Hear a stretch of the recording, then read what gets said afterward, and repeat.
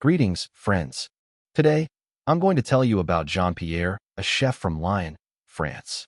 He is a man for whom the world is made of logic, precision, and order. His kitchen is a laboratory where grams, milliliters, and degrees Celsius are sacred constants. And so this high priest of the metric system, convinced that the rest of the world is a realm of chaos, arrives on a prestigious contract in New Orleans, Louisiana. On his very first day, upon entering the kitchen of a renowned restaurant in the French Quarter, he sees a recipe that calls for 1 cup of flour. At that moment, it's not a culinary adventure that begins for Jean-Pierre. It is the start of his own personal crusade against what he considers the barbaric, illogical, and utterly insane American system of measurement. This isn't a story about numbers. It's a story about how America's stubborn refusal to adopt the metric system reveals a profound truth about its national character. And what this French chef comes to understand will truly astonish you. To comprehend the depths of Jean-Pierre's horror, you must picture his world. A world where a recipe is a chemical formula that allows for no deviation.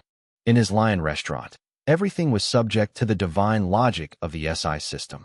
120 grams of flour, not 119 or 121. 250 milliliters of milk, measured to the drop. An oven preheated to 180 degrees Celsius, and not a degree more. This precision was the guarantee of consistency.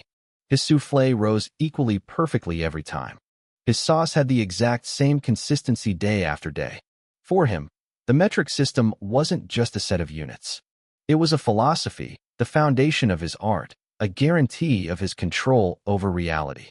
When he looked at American recipes with their pounds, ounces, pints, and quarts, he didn't see a different system. He saw anarchy. To him, a country that had sent a man to the moon but still measured length in the feet of a dead king was an unsolvable paradox, a symbol of intellectual laziness. The first day in the New Orleans kitchen was a personal hell for Jean-Pierre. He needed to prepare a classic American biscuit. The recipe read, 2 cups of flour, a half cup of sugar, 1 teaspoon of baking powder. He was stumped. A cup? Whose cup? His? The assistant cook's? Is it a coffee cup or a tea cup? He demanded a scale. The local cook, an old Creole man named Louis, handed him a set of measuring cups with a smirk. Jean-Pierre was furious. This wasn't a tool, it was a child's toy from a dollar store. It only got worse. The oven needed to be preheated to 350 degrees Fahrenheit. What kind of temperature is that? Is it hot or not so hot? He had to pull out his phone and use a converter, feeling like a humiliated intern. A road sign outside showed a speed limit of 30 miles per hour. The weather was 85 degrees. He was surrounded by codes he couldn't decipher. He felt like a brilliant linguist who had landed on an island where everyone communicates with gestures and grunts. But a job is a job. Gritting his teeth, Jean-Pierre began to adapt. And in the process of this agonizing adaptation, he started noticing strange things. He watched Louis. The old cook didn't use a scale. He scooped the flour with a cup, and his hand seemed to feel the right density on its own. He didn't measure spices, he took a pinch. He determined a dish's readiness by its smell, its color, and the sound of the sizzling oil. At first, Jean-Pierre saw only amateurism in this. But then he tasted the gumbo Louis had made. And it was divine, perfectly balanced. The next day, he tried it again, and it was exactly the same. He realized that Louis didn't operate with numbers. He operated with experience, intuition, and feeling. And the imperial system was designed for precisely that. A cup is what fits in your hand.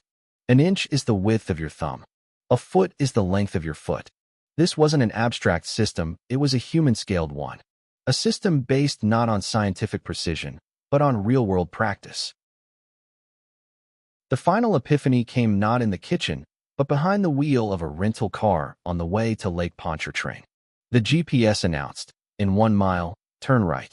And Jean-Pierre suddenly realized that he could intuitively picture that distance. He could feel it. But when he tried to imagine 1.6 kilometers, his brain just saw an abstract number. He understood that Americans hadn't failed to switch to the metric system. They had consciously preserved their own. Because their system is not a scientific treatise, it's a language. The language of everyday life. When an American says he's 6 feet tall, It sounds natural and descriptive. 182 centimeters sounds like an entry in a medical chart. 90 degrees Fahrenheit isn't just a temperature, it's the feeling of a hot summer day. This wasn't a failure. It was an act of cultural sovereignty, a stubborn desire to speak their own intuitive and living language, even if the rest of the world considers it obsolete. This wasn't stupidity. This was character. Jean-Pierre left New Orleans a different man. He didn't fall in love with the imperial system.